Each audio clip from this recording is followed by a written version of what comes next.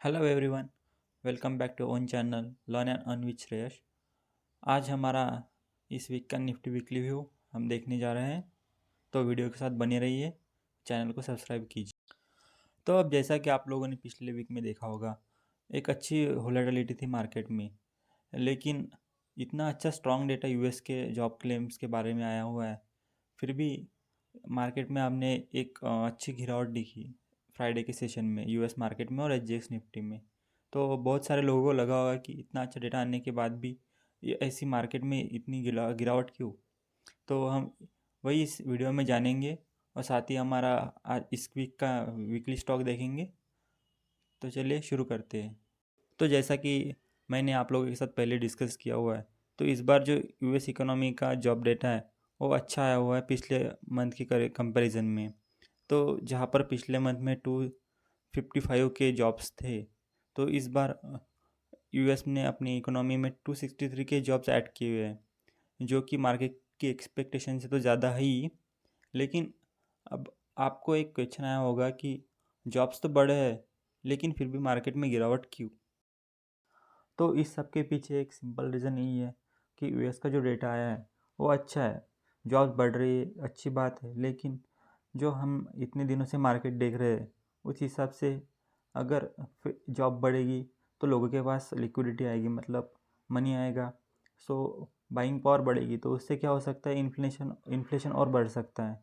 सो इससे जो फेड अपना नवंबर में 0.5 टू 0.25% रेट हाइक करने वाला था, तो उसमें वो 0.25 या 0.5 की जगह 0.75 या 1% तक अपना रेट हाइक कर सकते हैं। तो इसी बात की वजह से यूएस मार्केट में या एसजीएक्स निफ्टी में गिरावट दिखाई दी। तो चलिए अब देखते हैं हमारा इस वीक का निफ्टी वीकली व्यू। तो जैसा कि आप स्क्रीन पर देख सकते हैं निफ्टी के मंथली कैंडल्स को, तो इस मंथ की अगर हम कैंडल देखें तो कोई भी निगेटिविटी दिखाई नहीं दे रही है। लेकिन अब आप लोग बोलेंगे कि एसजीएक्स निफ्टी में तो गिरावट दिखाई दे रही है या फिर यूएस मार्केट में इतनी बड़ी गिरावट हो गई है, तो ठीक है, हमारे मार्केट में भी गिरावट होगी, बट ऐसा तो कंफर्म नहीं है कि जितनी वहाँ पर हुई है उतनी होना ही चाहिए, लेकिन उससे कम ही होगी। तो अब हम देखेंगे निफ्टी को वीकली चार्ट्स पर। तो जैसा कि आप देख सकते हैं निफ्टी अपने एक बहुत ही अच्छे रेजिस्टेंस लेवल पर है फ़िलहाल।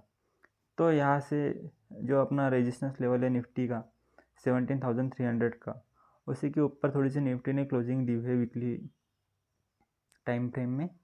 तो इस पर से हम ये तो एक तय कर सकते हैं कि यहाँ से अगर गिरावट हुई भी तो मैक्सिमम 17,150 या 17,250 तक गिरावट आ सकती है। अब इसी बात को हम थोड़ा और डिटेल में जानेंगे, उसके लिए हम निफ्टी को डेली टाइम फ्रेम पर एनालिसिस करेंगे। तो अभी आप जैसा देख सकते हैं निफ्टी फ़िलहाल जहाँ पर ट्रेड कर रहा है और उसका 50 डे या 20 डे मूविंग एवरेज जो एक्सपोनेंशियल एवरेज, उसके बीच में फ़िलहाल निफ्टी ट्रेड कर रहा है। तो यहाँ से एक हो सकता है कि निफ्टी अपने 20 डे मूविंग एक्सपोनेंशियल एवरेज को रेजिस्टेंस लेकर फिर से नीचे आ सकता है। फिर वहाँ से उसका जो नेक्स्ट लेवल है वो है 17,200 का या 17,250 का, जहाँ पर उसका 50 ईएमए है। तो अब अगर आप चार्ट को थोड़ा और डिटेल्स में देखेंगे तो आपको ऐसा दिखाई देता है कि अगर निफ्टी ने 17,200 के नीचे क्लोजिंग दी या फिर 17,150 के नीचे क्लोजिंग दी, तो फिर से अपना जो लास्ट सपोर्ट लेवल था 16,800 वहाँ तक नीचे आ सकता है। और अगर उसने वो भी ब्रेक कर दिया तो वहाँ से 16,100 तक के लेवल पर आ सकता है निफ्टी। लेकिन ये लेवल फ़िलहाल इस हफ्ते में तो हम एक्सपेक्ट नहीं कर रहे। इस वीक में मैक्सिमम 16,800 यही लेवल हम फिर से देख सकते हैं, जो कि उसका लास्ट टाइम का सपोर्ट लेवल था। लेकिन हो सकता है कि निफ्टी शॉर्ट टर्म पीरियड में 16,100 तक नीचे आ सकता है, बिकॉज जो उसकी गैप से नीचे फिल होने की बाकी है वहाँ तक निफ्टी एक बार तो आई गई। तो शॉर्ट टर्म में हम 16,100 तक गिरावट एक्सपेक्ट कर सकते हैं, लेकिन उससे नीचे फ़िलहाल तो कोई गिरावट के चांसेस दिखाई दे नहीं रहे। अब चलिए देखते हैं एक छोटा सा ब्रीफली व्यू निफ्टी बैंक भी हमें क्या बता रहा है।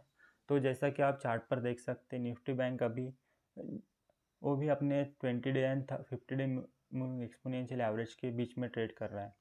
या फिर आप कह सकते कि उसके 20 डे एक्सपोनेंशियल एवरेज के रेजिस्टेंस पर अभी निफ्टी बैंक है।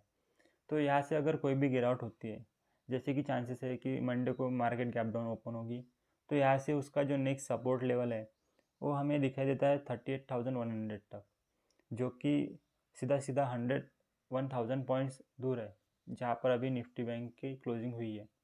तो यहाँ से हम निफ्टी बैंक में 1100 पॉइंट्स तक की गिरावट एक्सपेक्ट कर सकते हैं नेक्स्ट वीक में।